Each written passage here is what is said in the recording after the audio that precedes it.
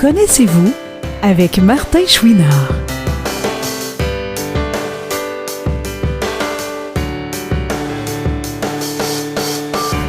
Aujourd'hui, Martin discute avec une personne remplie de positivisme et de joie de vivre, Guillaume Desrosiers.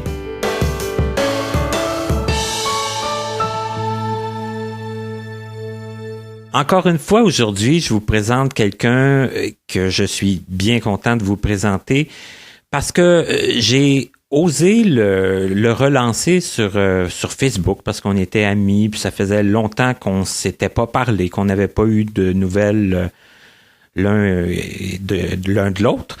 Et ça s'est fait tout à fait spontanément et assez rapidement.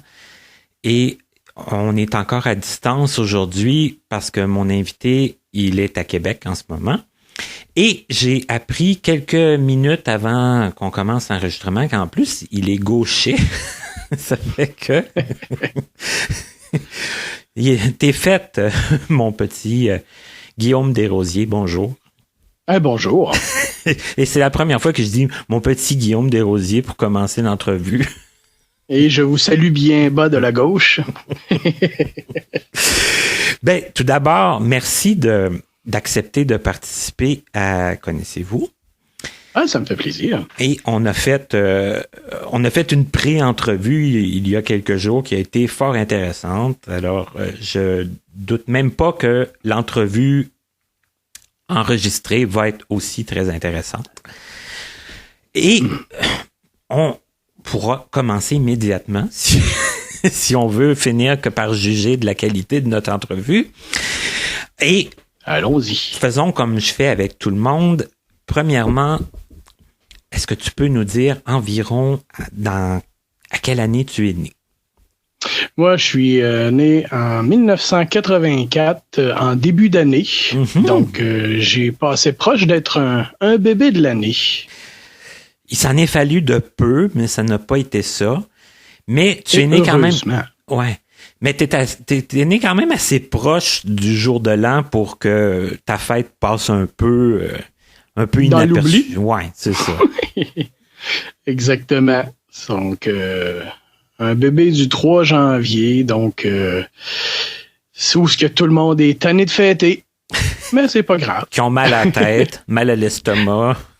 Plus d'argent. Oui, surtout, moi, je suis un Gaspésien, donc on sait que ça fête quand même pas mal par chez nous. Donc, voilà. C'était ma prochaine question. Tu es né en Gaspésie? Ouais. Mm-hmm. Je suis originaire de Matane, en Gaspésie, plus précisément dans un petit village qui s'appelle Saint-Adelme et non Saint-Adèle, à ne pas confondre. Effectivement. Donc, Saint-Adelme. Et... toi, mon cher Guillaume, quand tu es né, est-ce que tu avais déjà un problème de vision ou pas? Oui, moi, je suis né, j'ai un handicap visuel de la naissance. Je suis, comme on appelle dans le milieu, un aveugle de luxe. Donc, j'ai encore un résidu visuel d'environ 3,3% ou 6 sur 160 pour les amateurs de chiffres ou 2400 pour les plus anciens. Donc, j'ai toujours eu, depuis ma naissance, le même résidu visuel, si on peut dire. Je vois que d'un œil, de l'œil droit. L'œil gauche, lui, a jamais grossi, est atrophié de naissance. Donc, voilà. Et est-ce que tu as des frères et sœurs, toi, Guillaume? Oui, j'ai un grand frère qui a 4 ans plus vieux que moi. Lui, il est en parfaite condition, si on peut dire. Donc, c'était moi où ce que mes parents, comme je me plais souvent à le dire, ont manqué on manquait un petit peu de fluide pour me créer. Faut croire. Ça, c'est la première fois que je l'entends là, dans cette circonstance-là. Ouais, d'habitude, j'utilise pas ce terme, mais je me suis gardé une petite gêne, comme on dit. Les yeux se sont pas terminés. Hey, c'est ça. C'est une malformation congénitale là, à la base, mon handicap visuel. OK. Et toi, est-ce que c'est quoi ton premier souvenir rattaché à ton handicap? Comment tu t'es rendu compte finalement que tu étais peut-être un peu différent des autres? Ben, moi, je viens de la Gaspésie, donc on était dans le bois, on vivait dans le bois, dans des petits rangs, puis tout ça. Donc, je me rappelle depuis mon plus jeune âge, là, avec mes cousins et cousines qui restaient en face de chez nous et mon frère. Donc, on commençait à jouer dehors dans le bois. Puis, je me suis aperçu que j'avais de la difficulté à les suivre, que je les perdais de vue souvent, disons. Donc, je me suis aperçu que ça marchait pas, ou que, exemple, quand on montait en ville avec mes parents, ben mon frère il était assis à l'arrière avec moi, puis il me disait à ma mère, exemple, t'as-tu vu le beau bateau sur le fleuve là-bas? Moi, j'étais là, tu malade, lui? Où est-ce qu'il voit un bateau? Il y en a pas. Donc, je me suis rendu vite compte que j'avais un petit problème avec ma vision, puis aussi, en faisant du vélo dans mon petit rang, ben, des fois, il y a des autos stationnées sur le bord que j'avais pas vues en y allant, mais en revenant, je les ai vues. Tu les as vues de proche? Ouais, de très proche, exact. Sans vouloir faire de jeu de mots plates, là, mais... Ouais, c'est ça. J'ai vu où ce qui était en revenant. Mais j'avoue que ça doit être quand même spécial de, tu dis, mon frère voyait, admettons, un bateau sur l'eau, puis là, toi, ta première réflexion, c'est de dire, voyons, il n'y a pas de bateau là, mais de se rendre compte que c'est lui qui a raison, puis il y a vraiment un bateau, puis c'est toi qui le vois pas, ça doit être quand même quelque chose. Ouais, ben c'est spécial, hein. C'est là que tu te dis que oh boy, ok. Tu sais, quand tes parents le confirment, ben là tu fais comme ouais, ok, tu sais, t'as 3-4 ans, là. Fait que c'est comme ok, il y a de quoi qui marche pas, mais c'est pas grave. Mais ce que je constate, par contre, puis c'est quand même, je trouve que c'est bien, c'est que tu t'empêchais pas d'aller dans le bois, tu t'empêchais pas de faire du vélo, puis tes parents t'ont laissé faire, puis... Oui. Oh, oui, j'ai fait, écoute, je faisais du vélo, je faisais, nous autres, notre moyen de locomotion, pardon, c'était du tracteur à gazon. Ça, c'était notre moyen de transport. On n'avait pas les moyens d'avoir des 4 roues comme mon cousin puis mes cousines en face de chez nous puis tout ça. Donc nous autres, c'était du tracteur un peu à pelouse, comme on dit par chez nous. Donc je me promenais avec ça. J'ai jamais eu d'accident. Ça allait bien. J'ai appris à conduire dans le bois. Ouais, ben c'est quand même cool. Puis surtout si t'as pas eu d'accident en plus, ben t'es encore mieux. Non, c'est ça. Ça. Même le plus ironique, c'est que c'était moi qui étais pratiquement non-voyant, puis c'est moi qui allais chercher mon frère chez mon cousin et ma cousine en face parce que lui il avait peur du noir. Fait que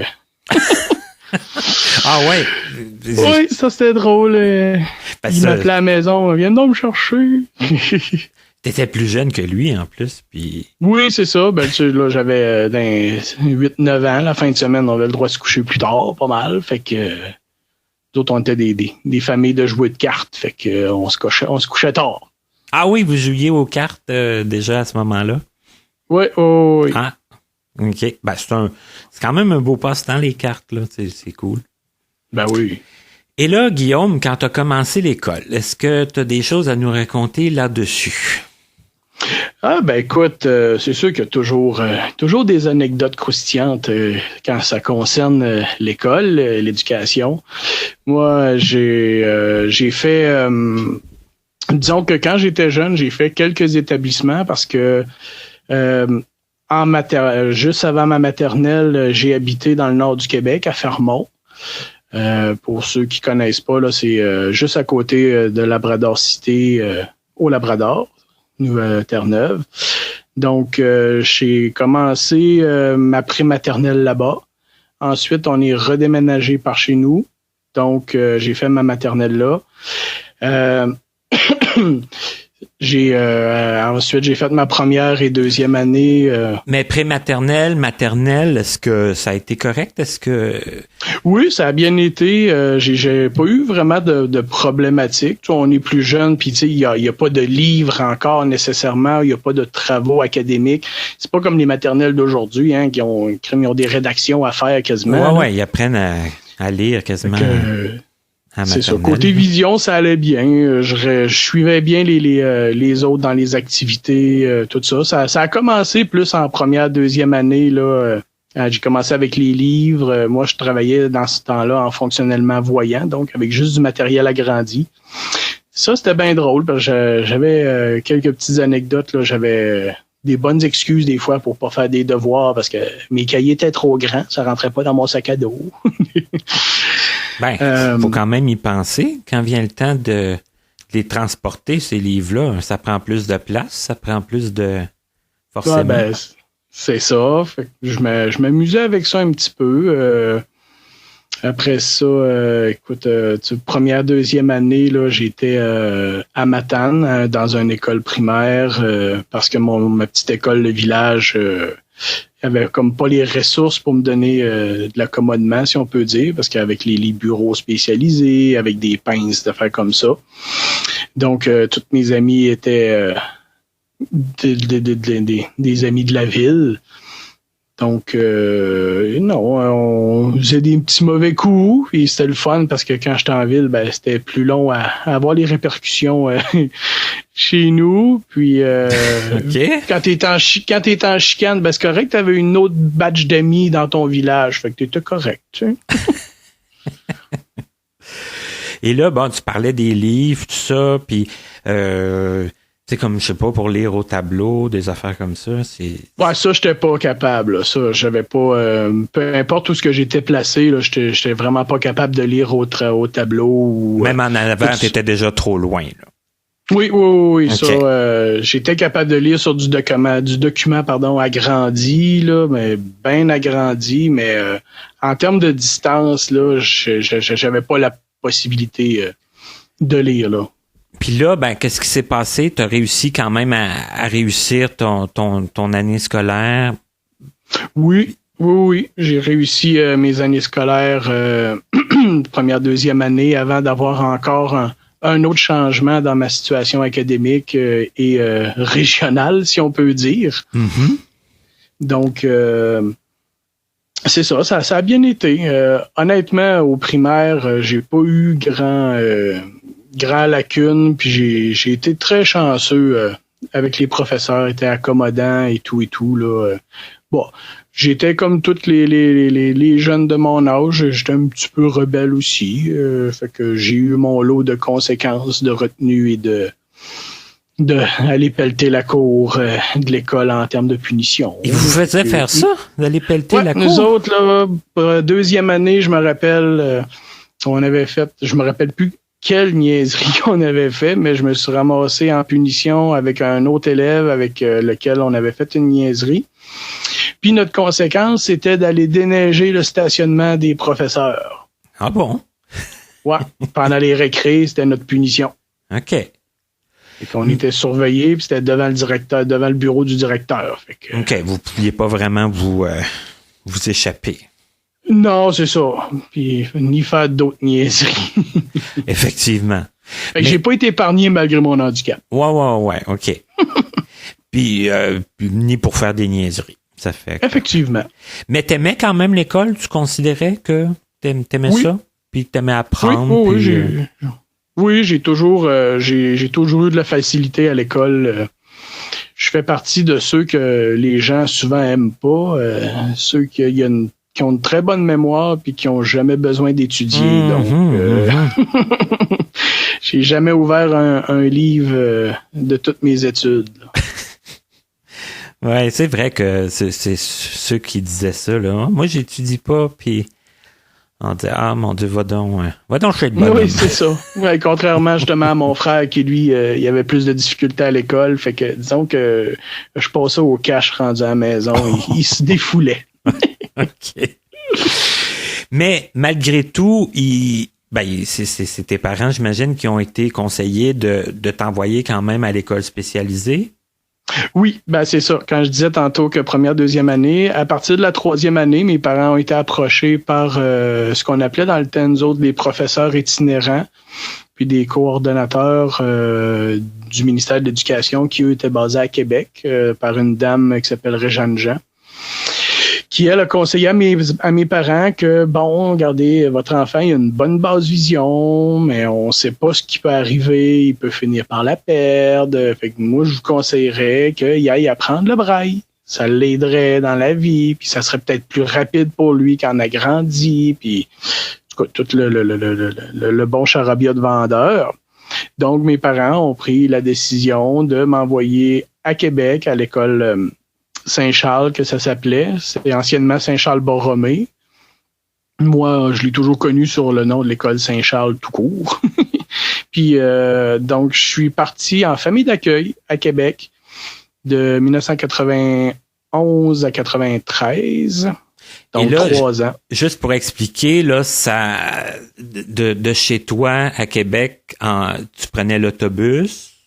Oui, c'est ça. À chaque début et fin d'année, mes parents venaient me chercher, me reconduire. Mais sinon, durant l'année scolaire, je voyageais en autobus Orléans Express seul à tous les 2 semaines. Donc, une fin de semaine sur 2, je descendais par chez nous en congé. Je partais sur l'heure en début d'après-midi, le vendredi, puis je revenais le dimanche dans la journée. Donc, je faisais ça, c'est ça, une fois ou 2 semaines seul en autobus, un beau 7h30 aller, 7h30 retour. Et ça fait 15 heures, ça, quand même, de 15 heures de déplacement. Ouais, pour environ 36 heures par chez nous. 36 heures là-bas, dans ta famille. Ouais, je partais à Québec, je partais de Québec à 13h30, j'arrivais à 19h38 chez nous exactement. Puis je repartais, je l'ai assez fait longtemps, donc puis je repartais le dimanche matin à 11h11, puis j'arrivais à Québec à 5h26 à peu près dans ces eaux-là. Ça, c'est quand il n'y avait pas de tempête. Oui, c'est ça. Ça, c'est quand l'autobus était à l'heure. Oui, c'est ça. L'autobus était à l'heure, mais les tempêtes de neige qu'on a en Gaspésie, souvent, ça ralentit un petit peu. C'est ça. C'est la même chose en Abitibi ou dans le parc de la Vérandrie. Exactement. Tu sais de quoi je parle. Oui. Puis moi, je le fais maintenant juste à Noël, là, c'est qu'on ne sait jamais. Hein? C'est tempête, verglas, tout le... Ce qu'il faut dire, c'est que les autobus, c'est rare qu'ils arrêtent de rouler, par exemple. C'est ça. Ça, on sait que ça va partir. C'est assez lourd aussi, donc on sait que ça, en principe, ça va tenir la route. Exact. Et là, ce que j'aimerais que tu nous racontes, peut-être en 2 volets, ça a été comment de quitter ta famille comme ça pour aller à l'école. Tu dis que tu as été en famille d'accueil, donc tu t'es retrouvé dans une famille substitut, là, qu'on pourrait dire. Comment ça a été pour toi, tout ça? C'est sûr que au début, c'était particulier. Ça me tentait pas tant que ça, mais on veut pas le choix. Donc, j'étais quelqu'un de résigné, de conciliant. Donc, ça a bien été. J'ai tombé sur une famille d'accueil qui était extrêmement sympathique, super gentil, autant elle que lui. Eux autres avaient déjà 3 enfants, mais il y en avait juste un qui restait avec eux encore, qui était lui âgé à ce moment-là de 15-16 ans, me semble. Ouais. Donc environ. Les autres étaient plus vieux puis étaient déjà partis de la maison? C'est ça. OK. Je sais que dans les 3 ans, il y a un de son deuxième est revenu rester quelques mois à la maison après une rupture, là, mais okay. Sinon, on a toujours été là en famille. Puis j'étais aussi avec un autre personne dans la famille d'accueil qui venait à la même école que moi, qui lui venait de l'extérieur aussi. Donc ça tu as un petit côté rassurant, bien que tu le connaissais pas en arrivant là, mais... Non, c'était le fun d'avoir quelqu'un qui partageait ta réalité, partageait un peu ma réalité de personne avec une déficience visuelle et tout ça. Dans l'école, puis on était dans les mêmes années, donc on pouvait se donner des coups de main, on pouvait s'aider C'est vrai, les travaux scolaires ou faire les mauvais coups. ouais, parce que c'est ça, vous étiez exactement de la même âge, là, ça fait que ça, c'est cool. Ouais. À quelques mois près, me semble. Là, mais c'est ça, mais vous étiez des modèles de la même année, là. Ouais, c'est ça. On était aux mêmes années académiques, là. Ah bon, ça pouvait quand même pas mieux tomber. Ça fait que ça, c'est cool. Oui, effectivement. Lui, ça faisait déjà 1 an, je pense, avant moi, qu'il était déjà dans la famille. Donc, tu sais, lui, c'était pas sa première année là, quand moi je suis arrivé. Il avait déjà lui, il était déjà là depuis. Puis à l'école, là aussi, il connaissait l'école. Oui, puis à la même école. Fait que c'est ça. Fait que ça aide aussi à avoir quelqu'un avec qui tu vis puis qui connaît déjà le monde avec qui tu t'en vas à l'école. C'est ça qui est déjà implanté un peu et à l'école et dans la famille. Exact. Ah ben ça, c'est cool. Ça a donné un bon coup de main. C'était très, très agréable. Et à l'école en tant que telle, comment ça s'est passé pour toi? Parce que tu disais, bon, tu as appris le braille? Oui, c'est ça. Moi, l'essentiel de la chose pourquoi je me suis ramassé là, c'était pour avoir les cours de braille. C'est ça, apprendre le braille sous toutes ses formes, donc abrégé, intégral et compagnie. Apprendre à travailler avec les livres en braille, la géométrie et tout ça. Donc, bon, je considère pas que ça a pris 3 ans, là, mais avec tous les autres cours académiques réguliers, ça s'étire, c'est sûr. Oui, parce que c'est ça. Moi, pour l'avoir vécu aussi, on apprend le braille soit, là, mais on continue à apprendre les autres matières. Là. On continue à suivre le programme de... C'est ça, c'est le programme du ministère régulier, mais en plus de ça, bon, on a les cours de braille, la formation avec les professeurs spécialisés, tout ça, puis apprendre le temps de développer de la rapidité à lire aussi en braille, à être efficace, puis tout.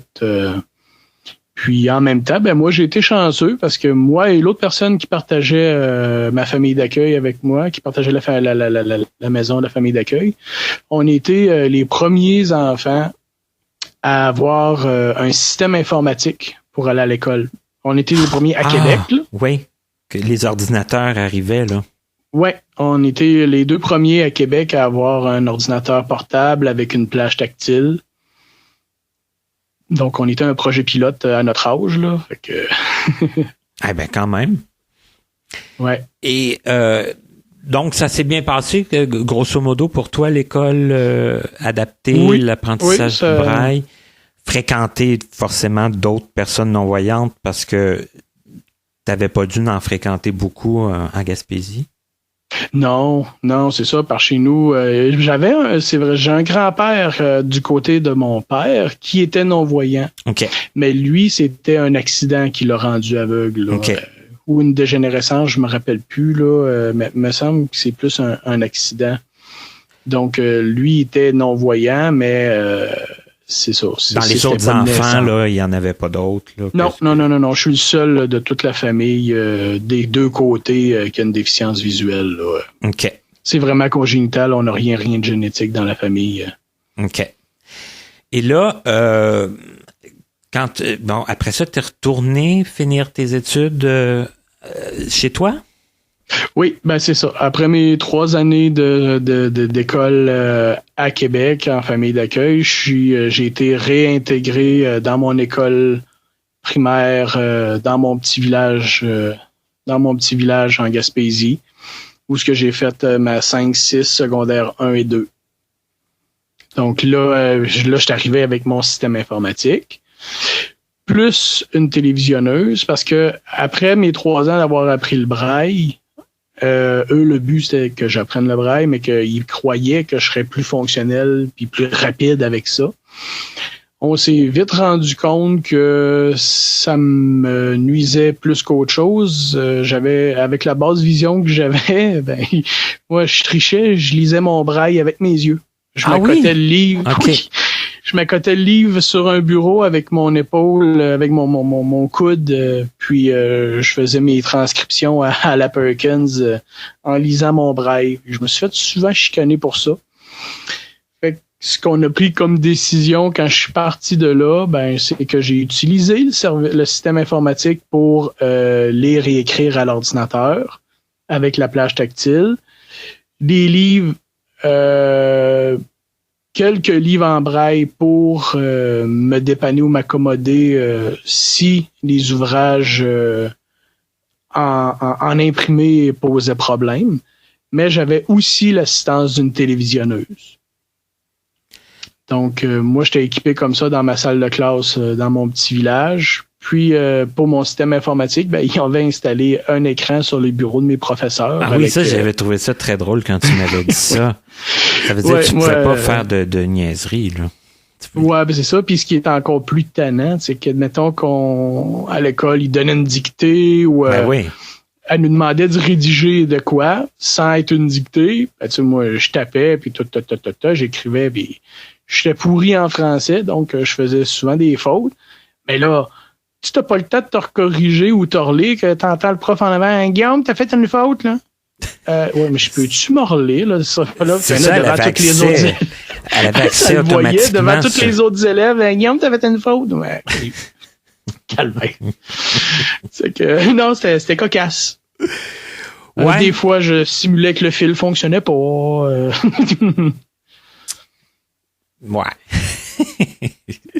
Des fois, on branche un peu croche, brisait une pin, tous les trucs étaient bons. J'étais un petit peu rebelle à l'école. Ouais. OK, c'est cool. Oui, j'étais un petit peu rebelle. Je m'en laissais pas imposer. Écoute, j'ai déjà engueulé mon directeur d'école à l'école Saint-Charles. Là. OK.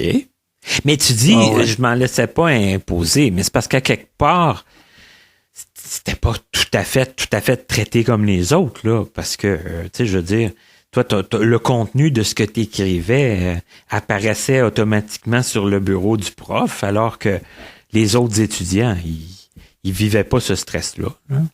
Entre autres, oui. Puis, tu sais, on s'entend qu'on parle de 1994. C'est ça, j'ai fini en 93 à Québec, je suis rentré en 94 dans mon milieu. En 94, là, j'étais encore avec un ordinateur en DOS avec WordPerfect 5.1. Là, on n'a pas d'internet, on n'a rien. Là, fait que je pouvais pas faire des niaiseries. Là, fait que tu sais, je voyais pas l'utilité d'avoir fait ça. Et je sais pas si aujourd'hui, justement, qu'on a accès à Internet partout, puis j'aurais pu tricher, faire des recherches ou aller jouer sur Facebook. Là, mais... moi, j'avais un ordinateur là, avant le DOS. Là, c'était un ordinateur braille. Puis le fait que c'était un ordinateur, les gens disaient tu sais, il y a toutes ces réponses, ça corrige tout. Ouais. Tu sais, ça. Ouais.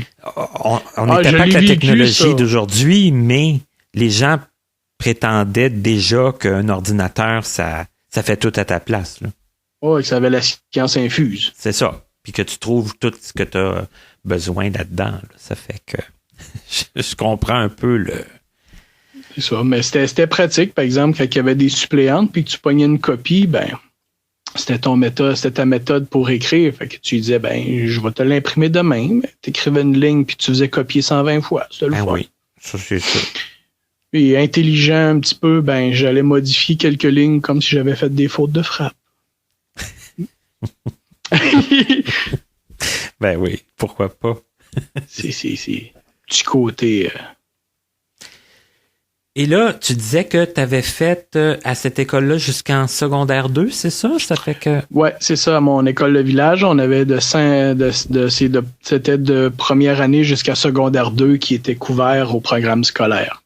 OK. Fait que par la suite, quand on finissait le secondaire 2, on tombait à la polyvalente en ville, donc à Matane. Et ça a-tu été un gros changement pour toi? Ça... Oui, là, ça a changé radicalement parce que dans mon petite école primaire, on changeait pas de classe nécessairement. Hein. On était toujours dans la même classe. Puis c'était des écoles, c'était une école avec les années mixtes. Hein. 5e et 6e année, on était dans la même classe. OK. Secondaire 1-2, pareil, sauf les cours qui étaient différents. Okay. Fait que, tu sais, mettons que c'était français, on avait secondaire 1 et 2 dans la même classe à faire du français. Pas au même niveau, mais c'était du français. Donc, mais là, secondaire 3, tu arrives à la grosse polyvalente de la ville. Là, tu changes de classe à chaque cours. Ouais. Tu as des profs différents pour tous les cours. Fait que là, puis j'étais encore en mode hybride, si on peut dire, braille et imprimé. et imprimé. Donc, je me promenais dans ma polyvalente avec mon chariot, ma télévisionneuse, mon laptop, ma plage braille, mes livres pour aller à mes cours. Fait que j'avais le droit de partir 5 minutes avant la fin des cours pour éviter la foule avec mon chariot et compagnie.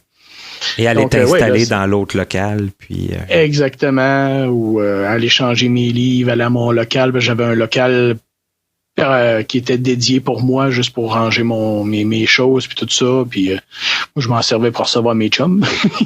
Ouais, aussi. Ouais, fait que c'est ça, c'était différent que la petite école de village, là. Et c'était quoi tes matières fortes puis tes matières faibles, toi, Guillaume? Comme je l'avais dit tantôt, français, j'ai toujours été pourri. Donc, ça s'est pas français, amélioré. Oui, ça s'est amélioré, mais à l'école, là. Non, c'est ça, je veux dire, à l'école. Ouais, à l'école, ça a été difficile. Okay. Mais sinon, ce que j'étais bon, c'était en maths, histoire, secondaire 3 bio. J'étais super bon. Puis le cours d'informatique en secondaire 3, là, je tombais dans mes branches. Dans ton élément, là? Ah oui. OK.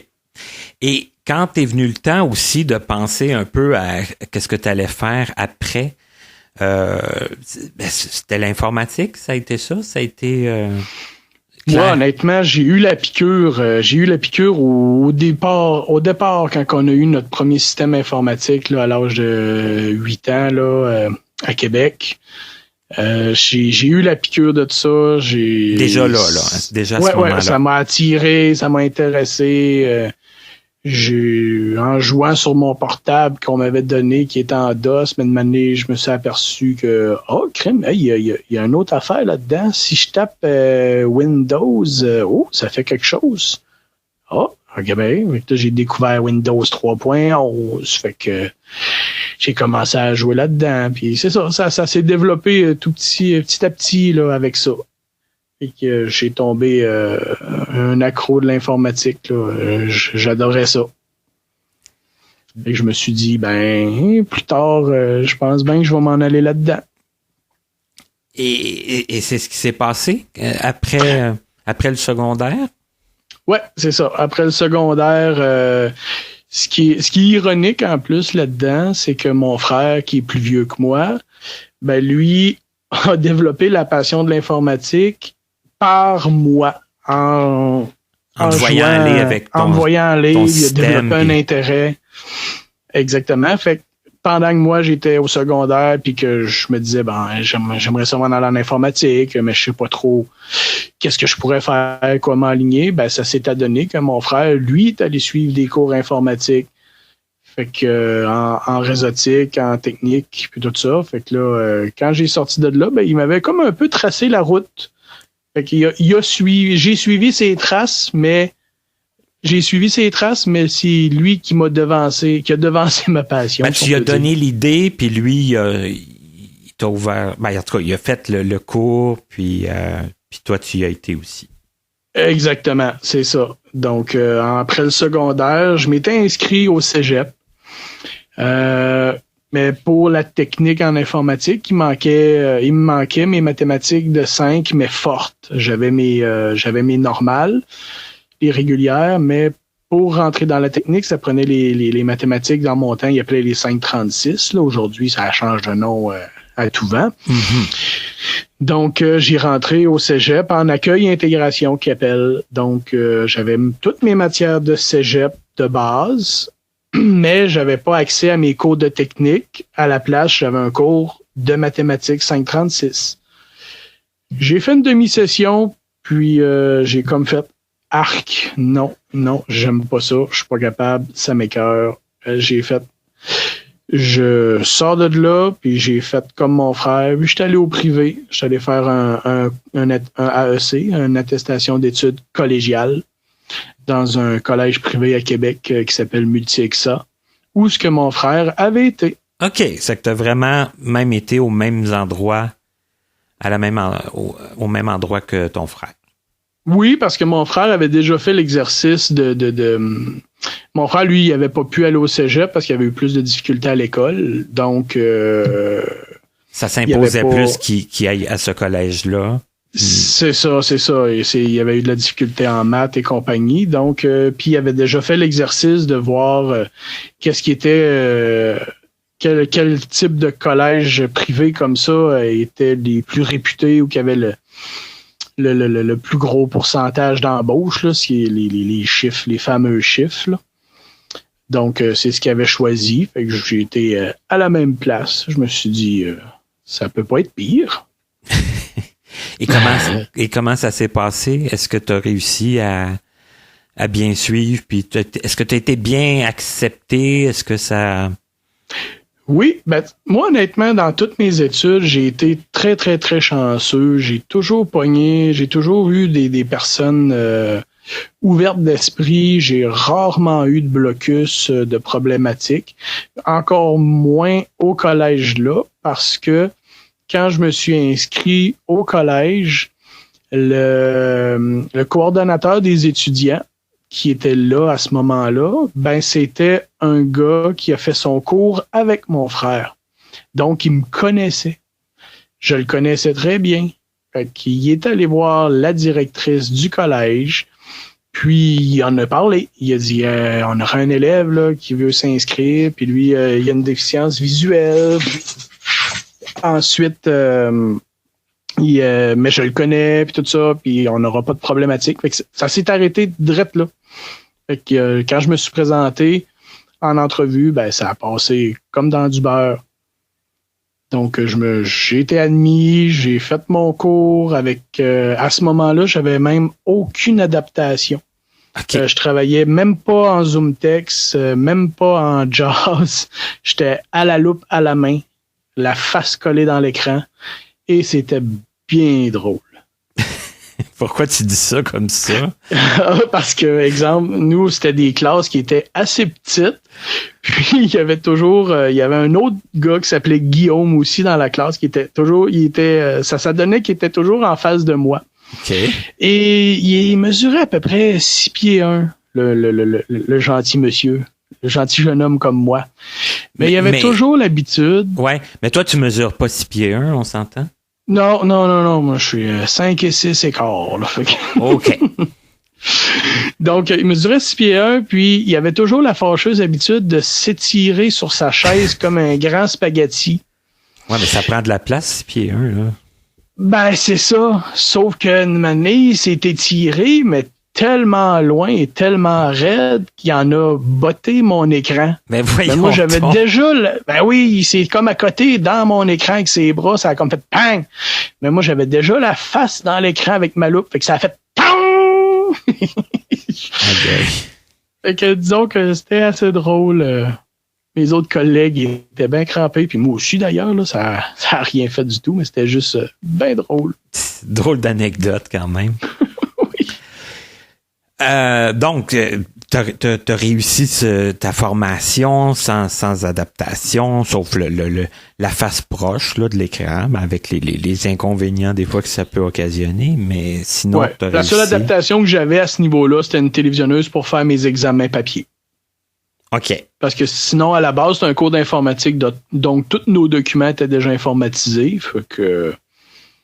J'arrivais à m'en sortir très bien. Là. Chez moi, j'utilisais le ZoomText, par contre, là, pour faire mes travaux pratiques, des affaires comme ça. OK.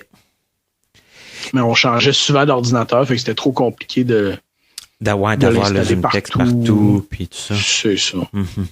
Mais c'est ça, mais ta vision te permettait de le faire aussi, là, ça fait que... Exact. OK.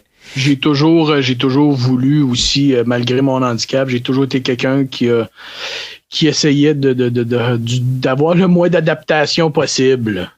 Ouais. C'est compréhensible aussi. Exact. Et là, après ce cours-là, qu'est-ce qui s'est passé pour toi? Après ce cours-là, j'ai terminé mon cours, j'étais allé faire un stage. J'ai été super chanceux là aussi. Mon stage, j'ai réussi à aller faire ça à Québec, à l'IRDPQ. qui est l'Institut en réadaptation de déficience physique de Québec, ou pour ceux qui connaissent plus l'ancien terme, le Centre Louis Hébert ou l'hôpital François Charon. Donc, j'ai rentré là faire mon stage pour 3 mois, qui est un stage là, obligatoire pour avoir mon diplôme dans mon cours de gestion de réseau de sécurité informatique. Ça a super bien été, j'ai eu une bonne note. Puis ce qui est le fun, ben, étant donné que c'est un centre de réadaptation, mais c'est là aussi qu'il y a tous les spécialistes qui nous donnent, nous autres, notre équipement, les SRDV. Donc, les spécialistes en réadaptation déficience visuelle. Donc, disons qu'il était très ouvert à m'accommoder aussi. Puis, si j'avais besoin de quelque chose, ben, j'avais comme les pieds dans la place. Hein? Fait que ouais, ça gâche rien. Là. Je veux dire, ça facilite les choses. Exactement. Tu sais, quand tu as un rendez-vous avec ton SRDV pour une adaptation quelconque, ben, t'es dans la même bâtisse. Tu t'en vas le rencontrer, puis tu te mets sur hold sur ton téléphone, puis go. Fait que c'est ça. Fait qu'après mon stage, ben, je suis reparti en recherche d'emploi. Je me suis trouvé un emploi où ce que j'ai duré environ, j'ai eu 6 mois dans cet emploi-là. C'était un nouveau programme que l'employeur développait, qu'on appelait de la gestion déléguée. Nous, on s'occupait de 9 entreprises à distance. C'était les débuts du télétravail, si on peut dire. Okay. On gérait les entreprises à distance, toujours avec le système informatique, les serveurs et tout ça. Puis c'est ça. Ça a duré 6 mois. J'ai été remercié parce qu'on était seulement que 2 à supporter les entreprises. Mais l'autre qui était là, ça faisait 3-4 ans qu'il était à l'emploi de mon employeur. Puis il y avait un peu moins d'expérience que moi. Ben, il y avait plus d'expérience, mais il n'y avait pas plus de compétences. Voilà. Pour assumer toute la complexité qu'on avait à gérer dans les différents environnements, parce que c'est 9 employeurs, mais c'est tous des environnements différents. Donc, on avait besoin d'une personne plus expérimentée, puis l'employeur, ben, voulait avoir que 2 personnes et pas plus. Donc, dernier arrivé, premier parti.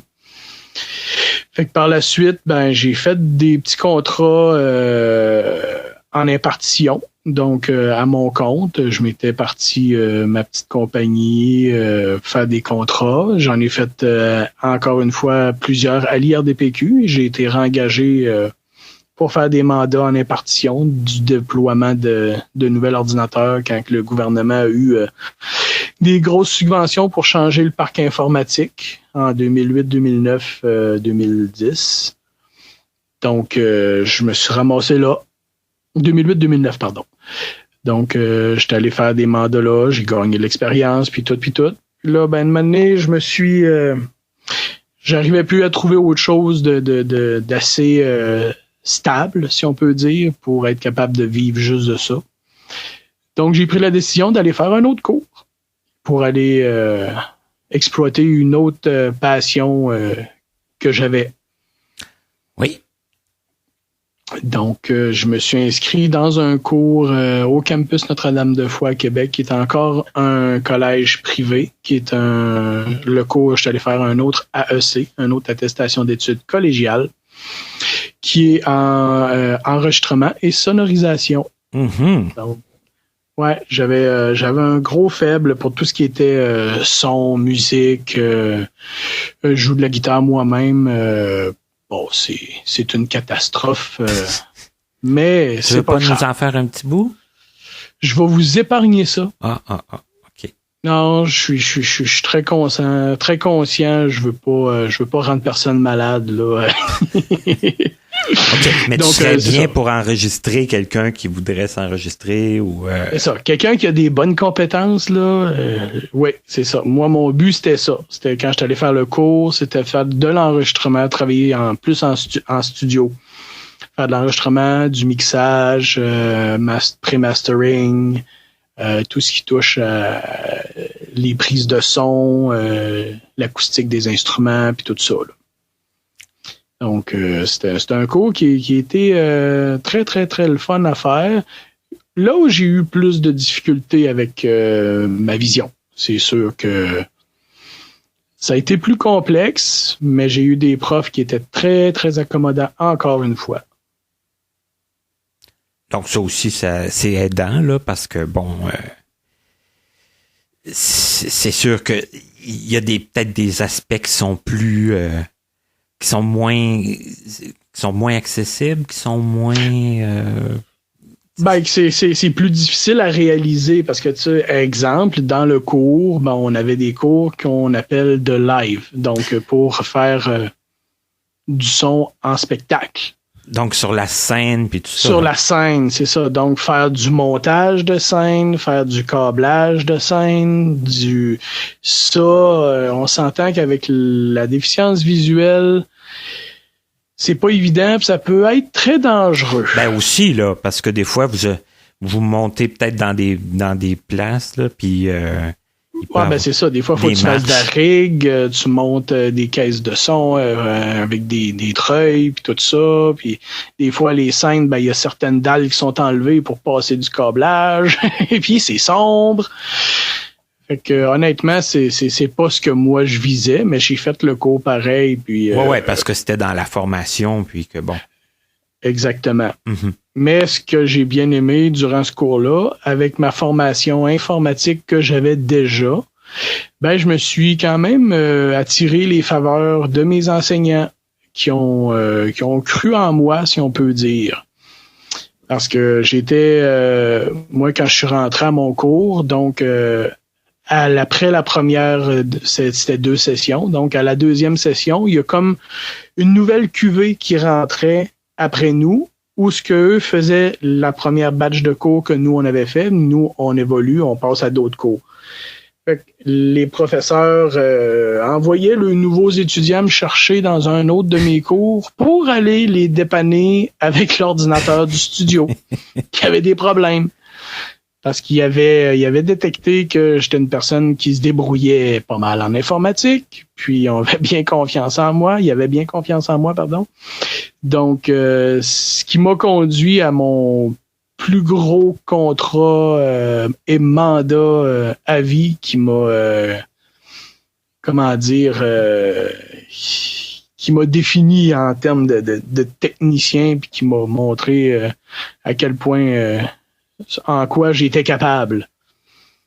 À la fin de mon cours, les professeurs m'ont rencontré parce que eux étaient en train de bâtir un nouveau projet.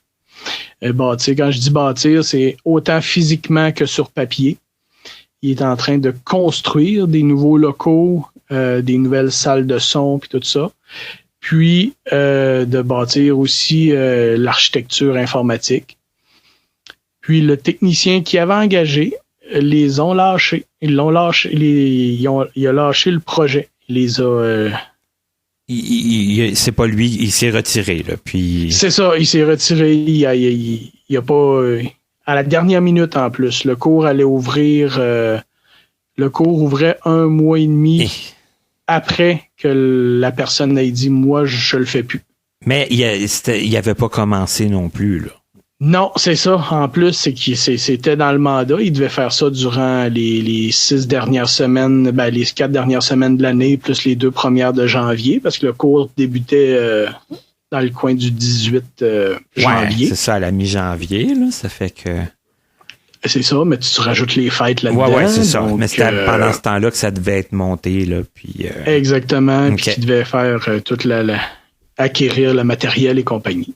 Okay. Donc, la personne les a laissés tomber. Fait que les professeurs m'ont rencontré et ont dit Hey, Guillaume, serais-tu capable de monter notre parc informatique, puis le serveur, puis tout ce qu'on a besoin pour les laboratoires des étudiants, puis tout. J'ai pogné 2 minutes. Là. Ça a comme fait... Tu t'attendais pas à une demande comme ça? C'est ça, là. Au pire, qui te demande un coup de main. Fine, OK.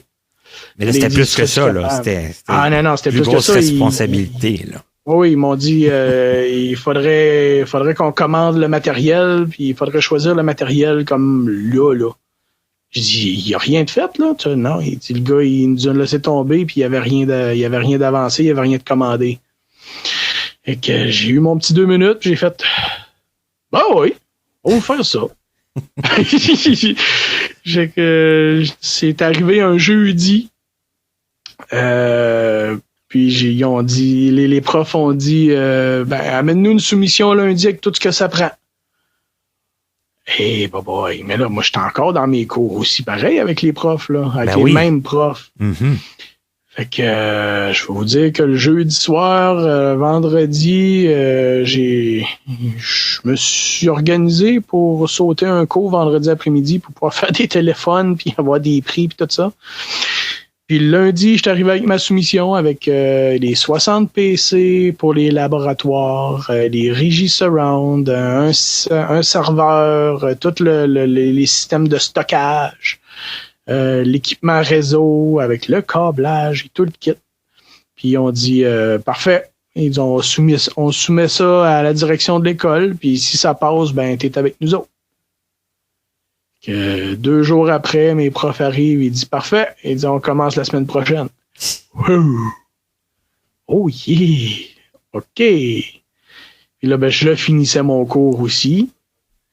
Donc, j'ai fini mon cours le vendredi, je me rappelle plus de la date exacte, là, je pense que c'était un 10 décembre. J'ai fini mon cours le vendredi, puis le samedi, je rentrais à l'école dans les nouveaux locaux, puis on commençait à faire tout le câblage puis tout, pendant que mon matériel était commandé puis que ça arrivait en début de semaine d'après. Ben, ça arrivait le lundi ou le mardi. Fait que j'ai passé les 5-6 dernières semaines, incluant les fêtes, à monter tout le système informatique, la réseautique, les régies surround en Mac, assisté d'un de mes profs, qui lui était beaucoup plus ferré que moi en Mac. Mais non, ça a été un méga projet. Là. On a fini le 17 janvier, la veille que le cours commence, à faire les derniers peaufinages. En tout cas, c'était fraîchement fait. Ah, c'était fraîchement fait, c'était tout du neuf en plus. Ah oui. C'était hallucinant, le projet. C'était capoté. C'était capoté. J'avais des ordinateurs qui étaient ce qu'on appelle dans le domaine, qui étaient deep freeze, donc qui étaient protégés contre les virus et tout. À chaque redémarrage que les étudiants faisaient, ça remettait l'ordinateur à zéro. J'avais tout monté le système, là. C'était une expérience hallucinante. Ah, c'est vraiment cool. Ah oui, c'était... Et ensuite de ça, qu'est-ce qui t'est arrivé? Ben, à la suite de ça, après avoir fini ce projet-là, ben, je suis retombé à la recherche d'emploi comme tout le monde, comme la plupart du monde. C'est sûr qu'on s'entend que tout le monde est conscient qu'avec une déficience visuelle, c'est pas évident. J'ai été super chanceux, par exemple, d'avoir les quelques mandats que j'ai eus. J'ai eu la chance de connaître les bonnes personnes qui croyaient en moi. Mais que je me suis mis à rechercher de l'emploi après ce projet-là. Ça fonctionnait pas. Donc, j'ai décidé d'aller faire du financement pour la Fondation Mira, étant donné que moi, j'ai un chien guide depuis 2003. Oui, parce que c'est ça. À un moment donné, tu as fait le choix d'avoir un chien guide, forcément. Oui, parce que si on fait un petit roll-up, comme je disais, moi je travaillais en fonctionnellement voyant ou à l'école et tout ça. Jusqu'à l'âge de 19 ans, j'avais aucune aide à la mobilité. C'est ça, là. C'est ça. Mais je suis déménagé à l'âge de 16 ans à Québec. Puis j'ai commencé à avoir des amis puis tout ça. Donc c'est là que je me suis aperçu que c'était plus difficile de me déplacer que dans ma petite campagne natale. Fait que j'ai pris la décision à 19 ans d'aller me chercher un chien guide. OK. Parce que c'est ça, de te déplacer de façon sécuritaire. Oui, c'est ça. Mm-hmm. Puis de pouvoir être capable de suivre tes amis puis tout ça. Se donner rendez-vous à un resto Dans le jour, c'était pas pire, je me débrouillais, mais quand on était rendu le soir, puis hey, viens, on s'en va à telle place, et là, j'y suivais plus pas tout comme avant. Puis en ville, tu connais pas l'environnement, c'est toujours des nouveaux endroits que tu fréquentes souvent, tu sais jamais ce qui change sur les trottoirs, c'est pas comme en campagne qu'au pire, tu vas accrocher une vache, là, tu sais. Donc, un chien avec Mira. Et c'est ça qui t'a donné le goût d'aller faire du financement? Oui, ben c'est ça. C'était à ce moment-là, j'étais à mon 2e chien guide, puis je trouvais pas d'emploi, puis tout ça. Je me suis dit, on va aller, je vais faire la demande s'ils ont besoin d'un coup de main. Au moins, ça va faire sortir, ça va changer le mal de place. Puis ça n'empêche pas de chercher de l'emploi pareil. Donc, j'ai fait ça quelques années. Puis, par miracle, j'ai réussi à trouver l'emploi qui m'intéressait, puis dont je recherchais, qui allait sûrement m'offrir une stabilité. C'est ça, une stabilité pas un contrat, là. C'est ça, pas du temps partiel, pas du contractuel, pas avec un projet avec deadline, ni avec fin, tu sais. Donc, j'ai réussi, j'ai appliqué au CIUS de la capitale nationale, qui est le Centre intégré universitaire en santé et de services sociaux de Québec, qui, aujourd'hui, c'est ce qui englobe toutes les CHSLD, les CLSC, quelques hôpitaux de la ville de Québec, la DPJ, Port-Neuf, Charlevoix. Ça inclut les centres de réadaptation en déficience physique, donc l'IRDPQ et toutes les annexes autour dans la région de Québec, Port-Neuf, Charlevoix. C'est 285 points de service, si je me trompe pas. C'est immense, là. C'est immense. Fait que j'ai appliqué là. Puis encore heureusement, j'avais des connaissances qui étaient dans le milieu à cet endroit-là, qui m'ont donné pas un coup de pouce, mais qui m'ont donné l'information de quand est bien appliqué. Puis ils ont eu la gentillesse de parler un peu de moi au préalable. Donc, j'ai appliqué, j'ai été en entrevue, j'ai fait les tests techniques et tu as eu le poste. Et j'ai eu le poste. J'ai été engagé en décembre 2016. 2017, pardon. 2017, OK. Ouais. En 2017, j'ai eu mon poste. Et voilà. Et là, tu es toujours sur ce poste-là. Oui, je suis sur ce poste-là. Par contre, présentement, je suis en invalidité. Ouais. Est-ce qu'on dit pourquoi? Est-ce qu'on peut ou on peut pas? Oui. Non, il n'y a pas de problématique. Il est arrivé un petit pépin? Ouais, c'est ça. On se croit invincible souvent, mais ma vision a décidé de me jouer des tours. C'est plat, mais à quelque part, c'est des choses qui arrivent des fois, puis que bon. Exactement. Donc, autant que je me débrouillais avec ma basse vision, que ma vision a décidé de me jouer des tours. Puis là, j'ai une cataracte qui s'est développée sur mon œil depuis quelques années. Mais c'est juste depuis l'an passé que ça a été vraiment que tu as ressenti les répercussions de ça, là. Exactement. Où est-ce que j'ai vraiment vu une dégradation là, marquée.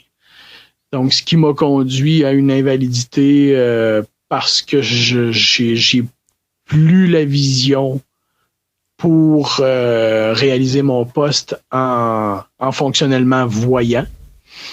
Puis, étant donné que mon travail est à 90% du support à distance, passer en fonctionnellement aveugle, ça ne fonctionnera pas. On a fait les tests de système, puis il n'y a rien à faire, là. Il y a trop d'incompatibilité. Mais heureusement, probablement, heureusement, moi, dans mon cas, il y a une chirurgie qui devrait avoir lieu bientôt, puis qui pourrait me redonner ma vision que j'avais avant ce développement de cataracte. De cataracte. Et là, si tu me le permets, pas, on sera pas moins bons amis, mais t'as eu quand même une réflexion à faire, là, parce que oui, forcément, une chirurgie, ça demeure une chirurgie. Les yeux, je l'ai déjà dit souvent dans d'autres émissions, c'est fragile, c'est complexe.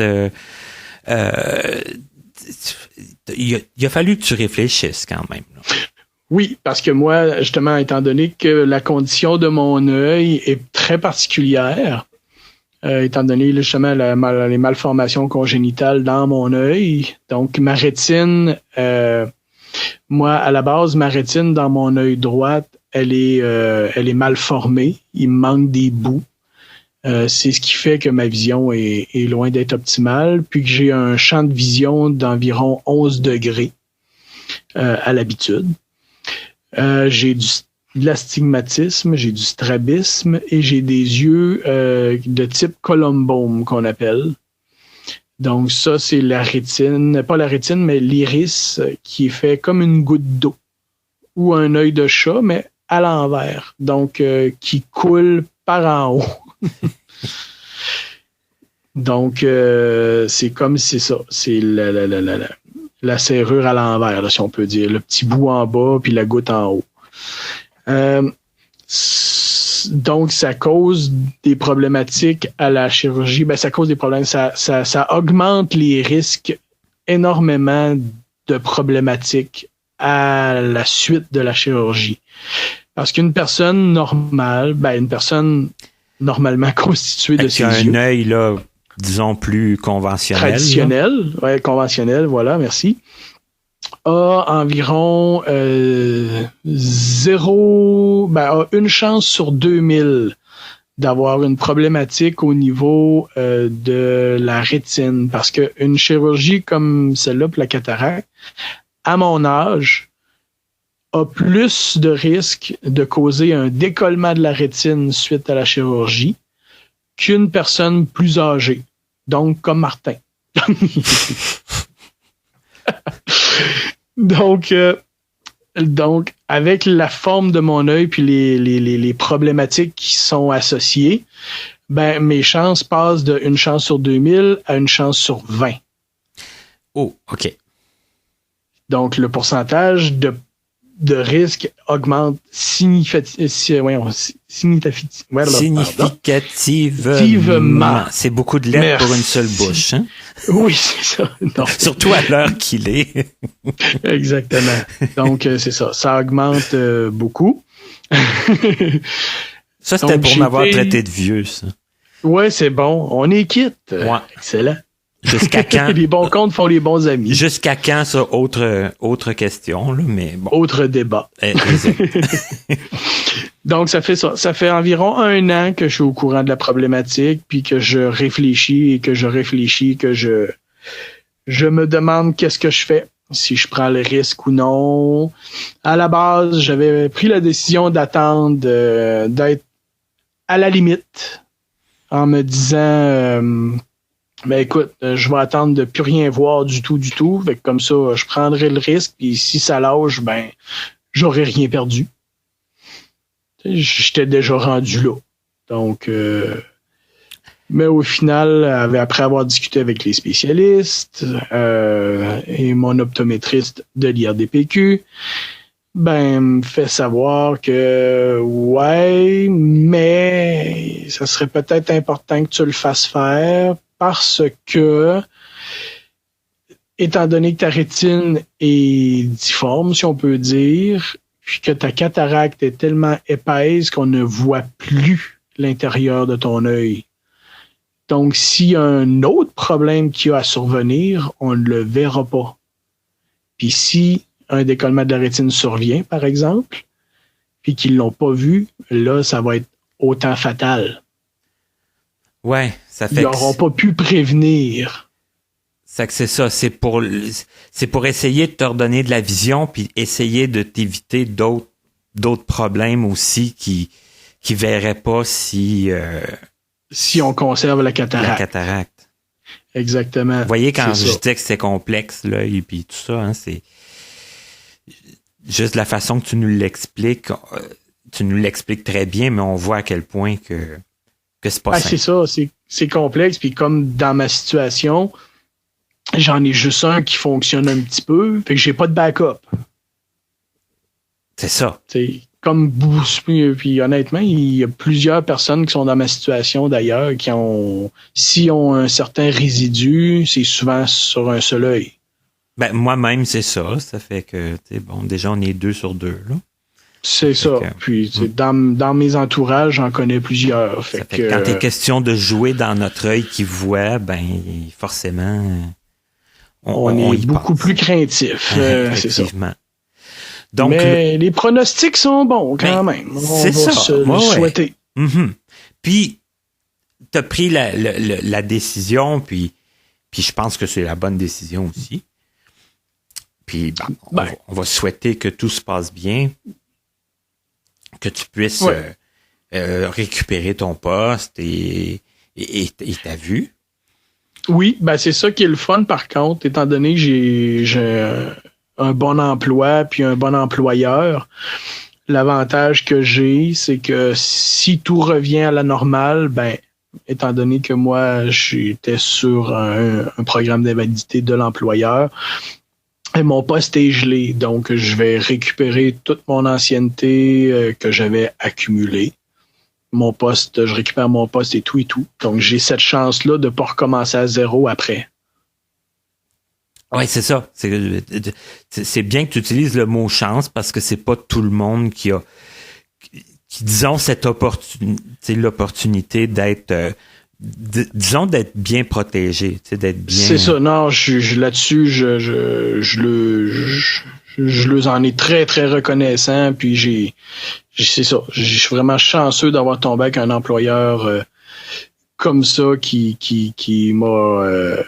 me protège ma sécurité d'emploi, si on peut dire.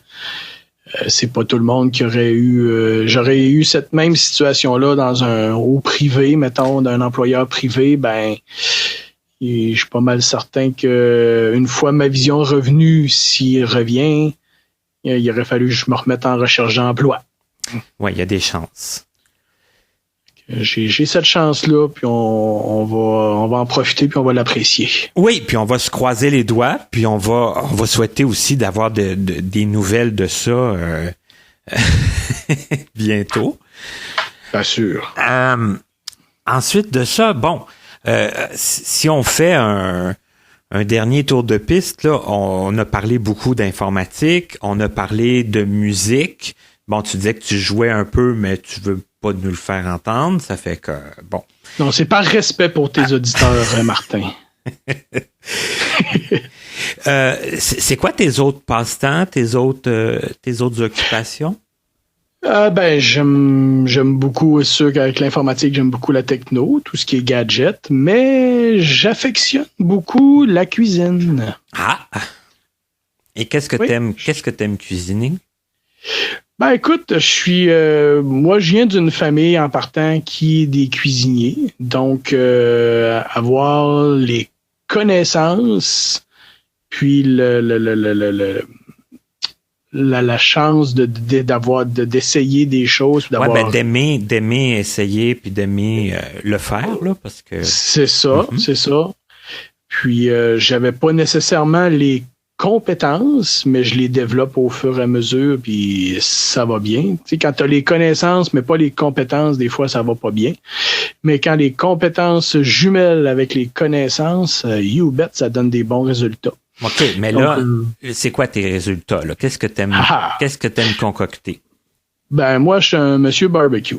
OK. C'est sûr que j'aime bien tout ce qui est barbecue, travailler au barbecue, grillade et fumoir. Ah, OK. Ouais, je me suis procuré un fumoir, qui fait du fumoir à chaud et à froid. Ah! Ouais, ce qui permet de faire différents types de fumage et de nourriture. Tu peux autant faire du cuit que du cru, comme le fameux saumon en tartare, fumé ou en entrée au restaurant. Je peux faire à froid, ça me permet de fumer mon propre fromage. OK. Fait que sans acheter un fromage qui est déjà fumé au magasin, tu prends le fromage que tu aimes, puis que tu le fais fumer à ta convenance. Ce qui est bien le fun. Sinon, à chaud, là, c'est le traditionnel poulet, côte levée, saumon repas, saucisse, jerky. Hey, du jerky. Ouais. C'est bien le fun. Ah, c'est cool, c'est vraiment cool. Ça donne... déjà, le barbecue, c'est super le fun, là, surtout l'été, puis tout ça. Puis fumer, ça ajoute d'autres choses, d'autres plats. Oui, puis en plus, tout dépendant des essences de bois que tu choisis, ton plat, si tu utilises la même viande, ça goûtera pas pareil. Ça va changer l'aspect fumé, là. Exactement. Si, mettons, je te fais un saumon à l'érable, que je fume à l'érable, ça va être un beau petit bijou, faire des petits bonbons au saumon, là, c'est écœurant. Mais si tu veux quelque chose d'un peu plus passe-partout, pour, mettons, que tu veux finir ton saumon en salade ou peu importe, tu le fumes plus au cèdre avec un léger soupçon de pomme. Et ce qui fait des super bonnes, des petites notes boisées, sucrées, fruitées. Où tu prends le même poulet. Moi, souvent, je fume, exemple, du poulet à l'icori pour manger comme ça, ou en français, là, du noyer. Mais si tu veux te gâter, mettons, faire une salade César, là, je vais le fumer, mon poulet, plus à l'érable avec du bourbon. OK. C'est qu'il y a toutes sortes de façons selon un peu la recette puis l'aspect que tu veux donner à ta viande, là. Exactement. Puis tu peux jouer avec ça, tu peux jouer beaucoup avec les essences, puis tout ça, les types de cuisson aussi, plus lentes, plus rapides. Non, j'aime bien ça, la cuisine. J'aime bien, j'aime beaucoup essayer aussi des nouvelles choses, faire des tests. Puis OK, t'expérimentes aussi, puis... Oui. Puis tu me disais aussi que t'aimes jouer au poker. Oui, je suis... là, on va considérer le poker comme la guitare. Je joue, mais je suis pas très bon. Ouais, mais ça c'est génial, par exemple, parce que moi j'aime ça, le poker aussi. Puis je me considère quand même moyen, c'est que j'ai peut-être des chances de te battre. Oui, c'est fort possible. C'est fort possible, mais comme on dit, comme l'Auto-Québec le dit, l'important c'est de jouer, mais intelligemment. C'est l'important de jouer intelligemment, puis c'est l'important aussi de s'amuser, parce que là, moi je le dis, avec le confinement, nous on jouait à l'Association des aveugles de la Rive-Sud, là on joue plus, parce que l'association est sur pause. Ça faut trouver d'autres façons de s'amuser. Oui. Mais les jeux en ligne, ça se fait très bien, c'est génial pour ça. C'est différent, mais c'est quand même le fun. Oui. Il y a toujours moyen de s'organiser des choses pour passer le temps puis vaquer à nos occupations puis à nos petits plaisirs qu'on aimait en personne, mais qu'il faut malheureusement modifier, convertir en numérique. En tout cas, Guillaume, je pense qu'on a fait un beau tour de ton parcours, de ta vie. Je pense ça a été en tout cas, moi, j'ai trouvé ça super intéressant, très agréable en plus. Merci. Je comprends mal pourquoi tu n'as jamais pensé faire de la radio, même. Ça va peut-être être un projet futur. Un nouveau projet? Oui, pourquoi pas. Faut toujours se réinventer, qu'ils disent. Faut avoir des fois d'autres portes de sortie ou d'autres cordes à son arc, qu'on dit. Exactement. En tout cas, là, en plus, tu nous as donné faim, là, avec tes histoires de bouffe, là. Oui, hein? Mais c'est correct. C'est correct, mais c'est dommage. Avec la pandémie, je peux pas vous inviter. C'est ça, ça enlève des soupers entre amis aussi, des possibilités de souper. Mais tu sais, Guillaume, ce soir, aujourd'hui, t'as participé à Connaissez-vous. Et Connaissez-vous, c'est une émission qui est enregistrée. Hein? C'est comme si c'était écrit. Puis ils disent que les écrits restent. C'est que les enregistrements restent aussi. C'est que on va pouvoir réécouter ça après la pandémie. Puis dire, bon, ben là, la pandémie est derrière ce qui a été un souper. Il peut nous inviter. Surtout parfait. Quand je vais passer à Québec. Bien sûr. Avis aux intéressés. Et j'ai 2 frères qui restent à Québec, c'est que je peux me trouver plein de raisons d'y aller. C'est parfait, ça. Ça va me faire plaisir. En tout cas, plaisir partagé de t'avoir parlé aujourd'hui aux gens à la maison, de t'avoir écouté, j'en suis sûr, de s'inspirer aussi de ton parcours. Et je t'en remercie. Ça m'a fait extrêmement plaisir de partager ça avec toi et avec vous, les auditeurs. Puis, justement, comme Martin l'a dit, dans l'espoir que ça vous ait donné un petit goût d'espoir, puis de voir des possibilités. C'est ça, des pistes. Exactement. Puis, ça m'a fait vraiment chaud au cœur de partager ça avec vous autres. Puis, j'espère que ça vous a intéressé. Un gros merci et à la prochaine. Ça fait plaisir. Au revoir.